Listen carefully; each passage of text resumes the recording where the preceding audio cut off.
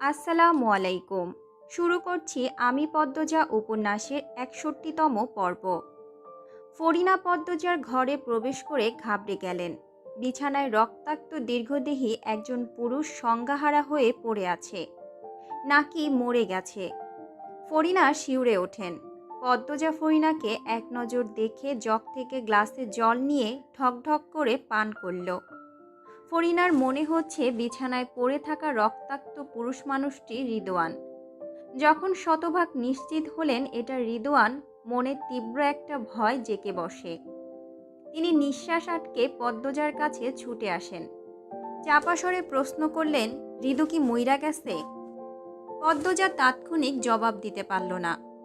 সময় নিয়ে ধীরে সুস্থে বললেন, মরেনি বোধহয়, তবে বেশিক্ষণ এভাবে থাকলে মরে যাবে। পদ্মজার তরঙ্গহীন গলার স্বর ফরিনার ভয়ের মাত্রা বাড়িয়ে দিল। তিনি পদ্মজাকে আচমকা বুকের সাথে জড়িয়ে ধরলেন। পদ্মজা থতমত হয়ে গেল। ফরিনার হৃৎপিণ্ডের কাঁপুনি টের পায় সে।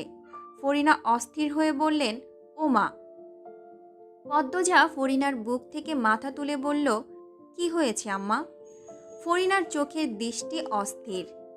তিনি ঢোক গিলে বললেন, তুমি পলাইয়া যাও, আর আইবা না। রুম্পার মতো চইলা যাও। আম্মা, ওরা আমাকে মারবে না, রিদওয়ান ভাইয়াই বলেছে। মিশা কথা কইছে। আম্মা, আপনি এমন করছেন কেন? ফরিনা দ্রুত সংজ্ঞাহীন রিদওয়ানকে চাদর দিয়ে ঢেকে দিলেন। তারপর বললেন, তুমি পলাইয়া যাও। তোমার আব্বা ওই শকুনের বাইস্তা আমার নিষ্পাপ কলিজার টুকরা বাবুরে মাইরা ফেলছে কিন্তু। জুতার ছপ ছপ আওয়াজ শুনে ফরিনা থমকে যান। এরকম আওয়াজ মজিদের জুতোয় হয়। মনে হয় জুতায় পানি নিয়ে হাঁটছে। তিনি আতঙ্কে চোখ দুটি বড় বড় করে তাকালেন। মজিদ তো ঘরে ছিল না, কখন চলে এলো? আর যতক্ষণ মজিদ ঘরে থাকে ততক্ষণ ফরিনাকেও ঘরে থাকতে হয়। তিনি পুরোপুরি নিশ্চিত মজিদ এখন পদ্মজার ঘরে আসবে আর রিদওয়ানকে দেখে ফেলবে। তিনি পদ্মজার আলমারি খুলে তালাচাবি বের করলেন। একটা ঝড় থামতেই যেন আর একটা ঝড় শুরু হয়েছে। পদ্মজা ফরিনাকে উদ্বিগ্ন হয়ে জিজ্ঞাসা করল, আম্মা, কিন্তু কি? বাবু মানে ওনাকে মেরে ফেলেছে মানে? আপনি কিভাবে জানেন আম্মা? ফরিনা নিজের এক হাতে পদ্মজার এক হাত শক্ত করে চেপে ধরেন। তারপর দৌড়ে বেরিয়ে যান ঘর থেকে। বারান্দায় পা রাখতেই মজিদের সাথে দেখা হয়। ফরিনা মজিদের উপস্থিতি অগ্রাহ্য করে পদ্মজাকে টেনে নিয়ে যান ৩ তলায়। মজিদ হতভম্ব হয়ে দেখলেন ঘটনাটা। পদ্মজা বারবার জিজ্ঞাসা করছে ফরিনাকে, আম্মা, আপনি এটা কি বললেন? আমার বুক কাঁপছে। আম্মা, কোথায় যাচ্ছেন? মজিদ পদ্মজার ঘরে উকি দিলেন। তার তীক্ষ্ণ চোখের দৃষ্টি। বিছানার ওপর রিদওয়ানকে দেখতে না পেলেও রিদওয়ানের পা জোড়া চোখে পড়ে যায়। তিনি হন্তদন্ত হয়ে ঘরে ঢুকলেন। চাদর সরিয়ে রিদওয়ানকে দেখে আটকে উঠলেন। এদিকে ফরিনা পদ্মজাকে ঠেলে একটা ঘরে ঢুকিয়ে দেন। ঘরের দরজাটি লোহার। পদ্মজা ধাক্কা খেয়ে ঘরের মধ্যিখানে পড়ে। সে মেঝে থেকে উঠতে উঠতে ফরিনা দরজার বাইরে তালা লাগিয়ে দিলেন। পদ্মজা আচমকা ঘটনায় হতবুদ্ধি হয়ে পড়েছে। তার মাথায় বারবার বাজছে, তোমার আব্বা ওই শকুনের বাইস্তা আমার নিষ্পাপ কলিজার টুকরা বাবুরে মাইরা ফেলছে। পদ্মজা ২ হাতে মুখ চেপে ধরে। মনে হচ্ছে তার দম বন্ধ হয়ে আসছে। এক্ষুনি মারা যাবে। বুকে রক্তক্ষরণ হচ্ছে। ফরিনা বলেছিলেন সম্পত্তির জন্য হলেও আমিরকে ওরা জানে মারবে না। এই জন্যই পদ্মজা ধৈর্য ধরে ৫টি দিন কাটাতে পেরেছে। ভেবেছিল শরীরে একটু শক্তি জমিয়ে তারপর সে তার স্বামীকে খুঁজে বের করবে।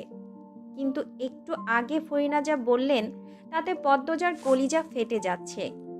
রিদওয়ান শর্ত দিয়েছিল, পদ্মজা ঢাকা চলে গেলে আমিরকে ছেড়ে দেবে। পদ্মজা তাই মানত। শুধু না করে আরেকটু কথা বের করতে চেয়েছিল সে। তার আগেই রিদওয়ান আক্রমণ করতে উদ্যত হয়। আর পদ্মজাও আঘাত করে বসে। ৫ দিনের সব ধৈর্য পরিকল্পনা ওলটপালট হয়ে গেল ফরিনার এক কথায়। পদ্মজা দরজায় থাপ্পড় দিয়ে ডাকলো, আম্মা, আম্মা, কেন আটকালেন আমাকে? দরজা খুলুন। আম্মা, আপনার ছেলের কি হয়েছে? কি বললেন? আম্মা। ফরিনা হাতের চাবিটা দূরে ছুঁড়ে ফেললেন। সিঁড়িতে শব্দ হচ্ছে দপদপ। তিনি নিজের হাতের দিকে তাকিয়ে দেখেন অস্বাভাবিকভাবে হাত কাঁপছে, কাঁপছে পা। মজিদ, খলিল একসাথে উঠে আসে, ফরিনার সামনে এসে দাঁড়ায়। ফরিনা ভয়ে জমে গেছেন। মজিদের চেহারা ক্ষুব্ধ। তিনি রাগে গজগজ করতে প্রশ্ন করলেন, রিদওয়ানকে পদ্মজা আঘাত করেছে? ফরিনা কিছু বললেন না। মজিদের গলার স্বর শুনে পদ্মজা চুপ হয়ে যায়। ফরিনা এলোমেলো দৃষ্টি নিয়ে কাঁপছেন। খলিল বললেন, ভাবিরে জিগাও কেন? ওই সেরি ছাড়া আর কার এত সাহস আছে? এই সেরি এই ঘরের ভিতরে। ফরিনা দরজার সাথে লেপ্টে দাঁড়িয়ে আছেন। খলিলের প্রশ্ন শুনে আরো শক্ত হয়ে দাঁড়ালেন। মজিদ ফরিনাকে ধাক্কা দিয়ে সরিয়ে দেন। দরজায় তালা। তখনই পদ্মজা দরজায় থাপ্পড় দিয়ে ডাকলো, আম্মা, আমার দরজা খুলুন, কি হচ্ছে ওখানে? মজিদের ক্ষুব্ধ চেহারা আরো ভয়ঙ্কর হয়ে ওঠে। তিনি ফরিনার কাছে চাবি চাইলেন। চাবি দাও। কি বলছি, কানে যায় না? চাবি দাও। ফরিনা আমতা আমতা করে বললেন, নাই। মজিদ ফরিনার মুখ চেপে ধরেন। তারপর চাপা স্বরে বললেন, চাবি দাও। ফরিনা তাও বললেন, চাবি নেই। মজিদ আরও একবার বললেন, চাবি দাও বলছি। শাড়ির কোন ভাঁজে লুকিয়ে রেখেছ? চাবি নাই, চাবি নাই আমার কাছে। গলা উঁচিয়ে বললেন ফরিনা। খলিল দরজায় জোরে কয়টা লাথি দিলেন। তালা ভাঙার চেষ্টা করলেন। দুপদাপ শব্দ। সেই সাথে পদ্মজাকে উদ্দেশ্য করে নোংরা গালি। খলিলের মুখের ভাষা শুনে পদ্মজার কান ঝাঝা করে উঠল। ঘৃণায় চোখ মুখ কুঁচকে যায়। ফরিনার উচ্চ বাক্য শুনে মজিদ হাওলাদার রাগে কাঁপতে থাকলেন। ফরিনার এত সাহস কবে হলো? তিনি ফরিনার শরীর হাতড়ে চাবি খুঁজতে খুঁজতে বললেন, চাবি কোথায় রাখছো? জলদি বলো, নয়তো এরপর যা হবে ভালো হবে না। ফরিনার শরীর কাঁপছে ভয়ে। তিনি জানেন এই মুহূর্তে তিনি খুন হয়ে যেতেও পারেন। তবুও চাবি দিবেন না, নয়তো ওরা পদ্মজাকে খুন করে ফেলবে। ওরা পারে না এমন কিছু নেই। মজিদের নিকৃষ্ট অনেক কাজের সাক্ষী তিনি। এই মানুষটা তার জীবনের জাহান্নাম। মজিদ রাগে হুঁশ জ্ঞান হারিয়ে ফেলে।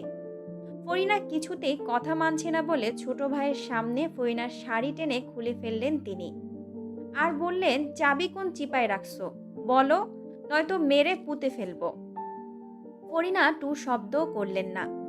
খলিলের সামনে যুবতীকালে তাকে বিবস্ত করেও মজিদ মেরেছে। সম্মান ইজ্জত কবেই হারিয়ে গেছে। নতুন করে হারানোর কিছু নেই। বয়সও অনেক হয়েছে।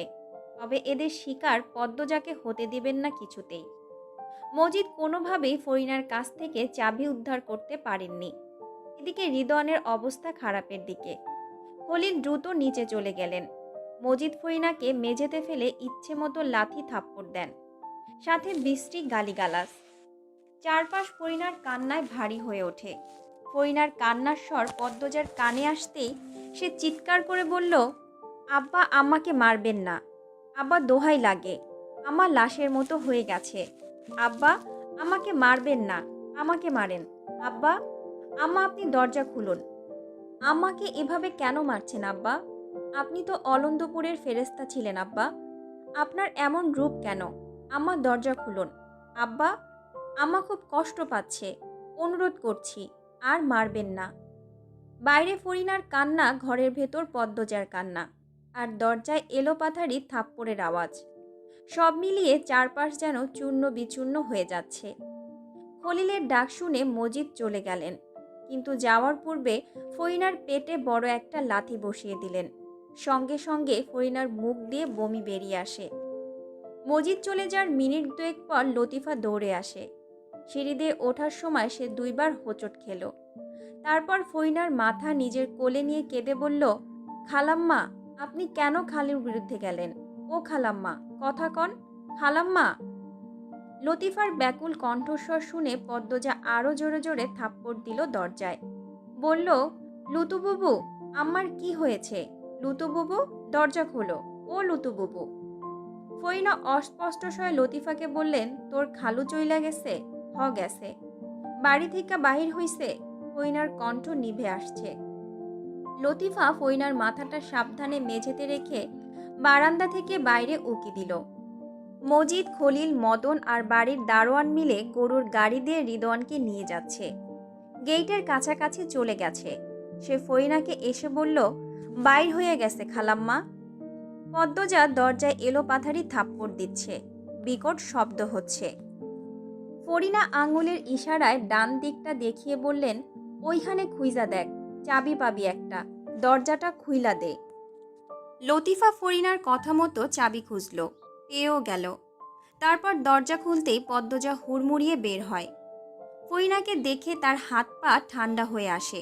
গায়ে শাড়ি নেই, পেটিকোট হাঁটু অবধি তোলা, মিষ্টি রঙের ব্লাউজে রক্তের দাগ, নাক দিয়ে রক্ত ঝরছে, দুই চোখ ফুলে গেছে, হাতে পায়ে জখম। বয়স্ক মানুষটাকেও ছাড়িনি। পদ্মজা হাঁটু গেড়ে বসে ফরিনাকে জড়িয়ে ধরে কাঁদল। আম্মা, আপনি কেন চাবিটা দিলেন না? এরা মানুষ? নিজের বউকে কেউ এভাবে মারে? লুতু বুবু, আম্মাকে ধরো। লতিফা ফুপিয়ে কাঁদছে। সে কাঁদতে কাঁদতে বলল, পদ্মজা, তুমি কিচ্ছু জানো না, খালু এমনিই মারে, এখন ধরো আম্মাকে। লতিফা পদ্মজা দুজন মিলে ফরিনাকে ধরে ধরে 3 তলার আরেকটি ঘরে নিয়ে যায়, যে ঘরটিতে প্রথম রুম্পা ছিল, তারপর রানী। নিচতলা অবধি নিয়ে যাওয়া সম্ভব নয়। ফরিনা মেঝেতে পা সোজা করে ফেলতে পারছেন না, চোখ দুটি বারবার বুজে যাচ্ছে। পদ্মজা একটা অদ্ভুত অনুভূতি অনুভব করছে, যেমনটা তার মায়ের মৃত্যুর আগে অনুভব হয়েছিল। পদ্মজার গা কেঁপে ওঠে, চোখ ছাপিয়ে জল নামে। মনে মনে কেঁদে বলল, আল্লাহ, কেন আমার সাথে এমন হচ্ছে? কিসের পরীক্ষা নিচ্ছ? আমার চারপাশ এত নির্মম কেন? কোথায় আছো আম্মা? কোথায় আছেন পারিজার আব্বু? আমি ভীষণ একা, ভীষণ। পদ্মজার হেঁচকি উঠে গেল। সে ঢোক গিলে নিজেকে সামলায়। ফরিনার যত্ন নিতে হবে তার। ফরিনাকে বিছানায় শুয়ে দিতেই তিনি থেমে থেমে বললেন, আমার কই মাছের জান, আমি মরতাম না। তুমি তুমি পালায়া যাও। আম্মা, আমি আপনাকে ছেড়ে কোথাও যাব না। লুতু বুবু, হালকা গরম পানি আর আমার ঘরের আলমারির ডান পাশের ডয়ার থেকে স্যাভলন আর তুলা নিয়ে আসো। পদ্মজার আদেশ পাওয়া মাত্র লতিফা বেরিয়ে গেল। ফরিনা করুণ চোখে পদ্মজার দিকে চেয়ে বললেন, কান্দো ক্যারে, কান্দো না। পদ্মজার সুন্দর দুটি চোখে জলের পুকুর। বিরতিহীনভাবে পানি গড়িয়ে পড়ছে গলায়, বুকে। সে ফরিনার এক হাতে কপাল ঠেকিয়ে হতাশ হয়ে ব্যর্থ কণ্ঠে বলল, আম্মা, আমি কি করব? যখনই ভাবি এবার সব ঠিক হয়ে যাবে, তখনই ভয়ঙ্কর সব ঘটনার সম্মুখীন হতে হয়। আমি আর পারছি না।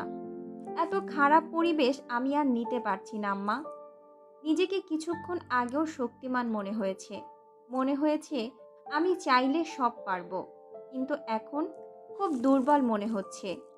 আমি ওদের বিরুদ্ধে পেরে উঠছি না। আপনি ভালো হয়ে উঠুন আম্মা। আপনার ছেলে কি সত্যি? পদ্মজা তাকিয়ে দেখল ফরিনার চোখ বোজা অবস্থায় আছে। পদ্মজার বুক ছ্যাদ করে উঠল। সে ফরিনার নাকের কাছে হাত নিয়ে পরীক্ষা করল, নিঃশ্বাস নিচ্ছে নাকি। নিঃশ্বাস নিচ্ছে। সেই সময় লতিফা স্যাভলন, তুলা আর হালকা গরম পানি নিয়ে ঘরে প্রবেশ করল। ফরিনা ঘুমাচ্ছেন, কথা বলার অবস্থায় নেই। পদ্মজার পায়ে ঘা হয়েছে। 5 দিনে কি ছেঁড়া কাটা ভালো হয়? শীতের কারণে উল্টো আরও কষ্ট বাড়ে।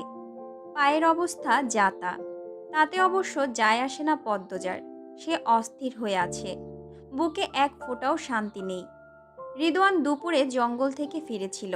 পদ্মজার ধারণা আমির জঙ্গলের কোথাও বন্দি আছে, অথবা লাশটা হলেও আছে। ভাবনাটা পদ্মজার মাথায় আসতেই সে দ্রুত মাথা চেপে ধরে বিড়বিড় করে, না, আমি কি ভাবছি? কিছু হয়নি, কারো কিছু হয়নি, সবাই ভালো আছে। সে লতিফার দায়িত্বে ফরিনাকে রেখে নিচতলায় নেমে আসে। সাথে ছুরি, রামদা নিয়েছে। আজ খোপা করেনি, বেনি করেছে। বাড়িতে কোনো পুরুষ নেই, সব হাসপাতালে। ওরা ফিরলে সে আর আস্ত থাকবে না। তার আগেই আমিরকে বের করতে হবে, সেই সাথে লুকানো গুপ্ত রহস্য। সদর ঘরে আমিনা ছিলেন। তিনি আলোকে খিচুড়ি খাওয়াচ্ছেন, নির্বিকার ভঙ্গি। কোনো তাড়া নেই, চিন্তা নেই। রিদওয়ানের অবস্থা কি দেখেনি? এই মানুষটা শুধু রানীর জন্যই কাঁদেন, আর কারোর জন্য না। কিন্তু কেন? পরিবারের সবার সাথে দূরত্ব বজায় রাখেন। যদিও কথা বলেন তা অহংকারী কটু কথা। পদ্মজা বেরিয়ে পড়ে। সন্ধ্যার নামাজ পড়েই বেরিয়েছে।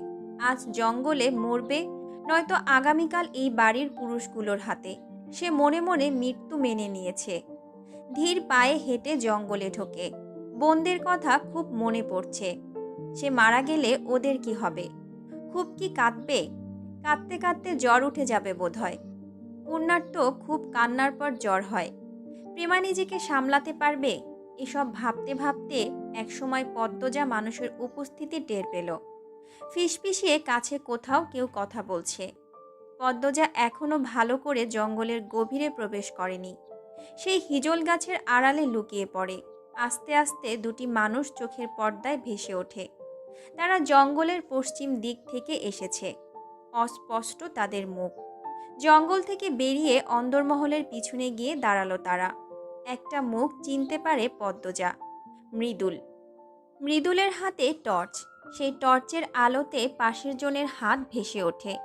এক হাতে লাল তাজা রক্ত, অন্য হাতে রামদা। পদ্মজা শিউরে ওঠে, ঘামতে থাকলো।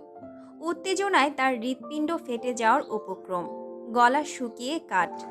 মৃদুল কিছু একটা বলছে। উত্তরে আগন্তুক কিছু একটা বলে। ঝাপসা আলোয় মৃদুলের সাথে লোকটার দেহ আর চুল স্পষ্ট হয়। লম্বা শরীর, মাথায় ছাকড়া চুল। চারপাশ থমকে যায়। পদ্মজার শরীর বেয়ে যেন মুহূর্তে শীতল কিছু একটা ছুটে যায়। সে বিস্ময়ের ঘোর কাটাতে পারছে না।